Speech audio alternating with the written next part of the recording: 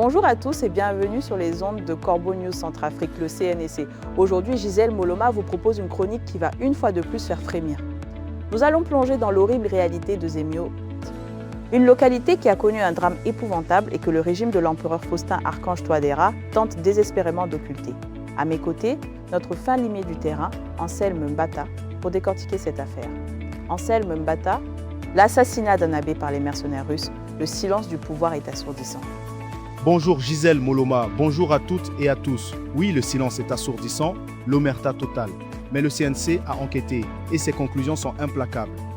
Les premiers éléments que nous avons recueillis sur le drame de la paroisse de Zemio sont formels. Les preuves directes désignent sans aucune ambiguïté les mercenaires russes du groupe Wagner comme les auteurs de cet assassinat ciblé. Il ne s'agit pas d'un incident isolé, mais bien d'une élimination délibérée. Un assassinat ciblé, vous entendez, chers auditeurs? Non pas une malheureuse erreur, non pas une balle perdue dans la confusion, mais un acte prémédité. Et on nous avait servi quoi au départ comme version officielle, Anselme Mbata? On nous a pris pour des imbéciles. Le dictateur Faustin Archange Touadéra et ses acolytes russes pensent-ils que le peuple centrafricain est aveugle? Exactement, Gisèle Moloma, c'est toute la supercherie. Les premières versions propagées après les faits tentaient de faire croire, je cite, à une fusillade confuse ou à de simples balles perdues lors de combats aux alentours de la mission catholique de Zemio, dans la soirée du mardi 29 juin 2026. Fin de citation. Mais cette explication ne tient plus une seule seconde aujourd'hui. L'enquête approfondie que la rédaction du CNC a menée auprès de différentes sources fiables apporte un démenti catégorique. Aucun combat n'opposait de factions rivales aux abords de l'église ce soir-là et aucune panique n'agitait les rues. Le calme régnait avant que les tireurs n'agissent, confirmant l'exécution d'un plan échafaudé pour éliminer une cible précise. Le calme régnait et tout d'un coup on tire, c'est d'une barbarie inouïe. Dites-nous, Anselme Mbata, comment cela s'est-il réellement déroulé selon vos investigations? Qui est ce prêtre et que faisait-il au moment de l'attaque? C'est le dictateur Faustin Archange Touadéra qui a fait de la Centrafrique un lieu où les hommes d'église sont abattus en pleine rue. C'est la mère vérité, Gisèle. La réalité du déroulement des faits est d'une clarté effrayante. Le père abbé marchait pour rejoindre sa copine dans un quartier. Mais au cours de route, il l'a trouvée justement pas loin de la paroisse. Tous deux avançaient lentement ensemble pour retourner à l'église. Arrivant à une distance de 5 à 10 mètres de la concession de la paroisse, quelque chose a dérapé.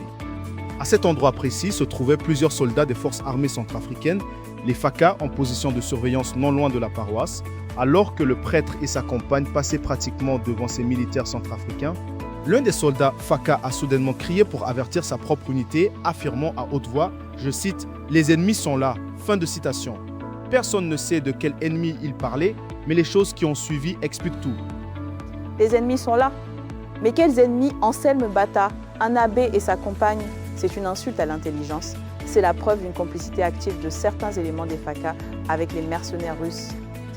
L'empereur Faustin Archange Touadéra doit rendre des comptes pour cette dérive de nos forces armées utilisées pour couvrir des assassinats. Exactement Gisèle Moloma, c'est la question que tout le monde se pose. Dans la foulée immédiate de ce cri du soldat, les coups de feu sont partis. 2 détonations nettes ont retenti. Une balle a frappé l'abbé de plein fouet au niveau de la mâchoire, le jetant instantanément au sol. Sa compagne a elle aussi reçu un projectile au cou. Malgré la violence du choc, elle respirait encore après le départ des assaillants. Les soldats FACA, de leur côté, ont riposté au tir. Un bref échange et tout s'est arrêté. La rapidité de l'action et le silence total qui a suivi ces 2 uniques tirs prouvent qu'il ne s'agissait aucunement d'un affrontement de grande ampleur, mais bien d'une action de commando exécutée contre le jeune religieux. Une action de commando contre un abbé, c'est ce que l'empereur Faustin Archange Touadéra permet sur notre sol en laissant les mercenaires russes faire la loi. Mais alors, Anselme Mbata, le CNC formel, ce sont bien les Wagner? Formel, Gisèle Moloma, les informations recoupées par le CNC établissent l'implication de manière certaine. Les auteurs des tirs sont les mercenaires russes du groupe Wagner. La maîtrise de la cible et la rapidité ne font aucun doute. Les Wagner sont à l'origine de cet assassinat. En effet, cette élimination fait suite à un lourd contentieux qui opposait la victime à ses forces de l'ombre depuis plusieurs jours. L'abbé Crépin, engagé activement au sein du comité de paix de Zemio, multipliait les démarches pour réconcilier les habitants.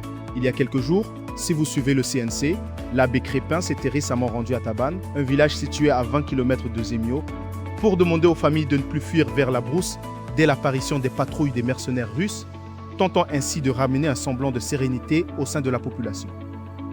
Alors voilà le crime de l'abbé Crépin. Il osait demander aux gens de ne pas fuir la terreur.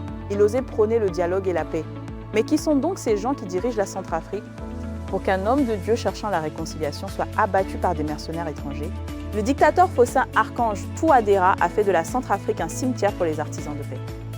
C'est la triste réalité Gisèle Moloma. Ces appels au calme et au dialogue ont provoqué la colère des mercenaires russes du groupe Wagner dont la stratégie repose sur la terreur.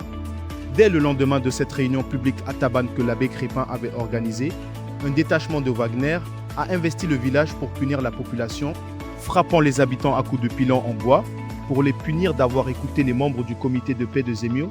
Cette expédition punitive s'accordait avec la ligne fixée par le chef de file de l'organisation russe, Dimitri Siti, qui proclamait récemment qu'aucune discussion ne serait acceptée avec les miliciens azandais qu'il qualifie d'ailleurs de terroristes. Terroristes, ceux qui cherchent la paix, terroristes, ceux qui ne veulent plus fuir. La logique de l'empereur Faustin et de ses mercenaires est une logique de guerre et de sang. C'est une honte pour notre pays. Donc, en cherchant la paix, l'abbé Crépin est devenu une cible. C'est ça la justice sous le régime actuel. Exactement, Gisèle Moloma. En se positionnant comme un artisan du dialogue entre les autorités et les communautés locales, l'abbé Crépin était devenu un homme à abattre pour la hiérarchie des mercenaires russes du groupe Wagner. L'avertissement lancé par le soldat Faka juste avant les coups de feu démontre que la présence du commando de Wagner était identifiée et que l'ordre de supprimer le prêtre avait été transmis pour mettre un terme définitif à ces initiatives de paix à Zemio.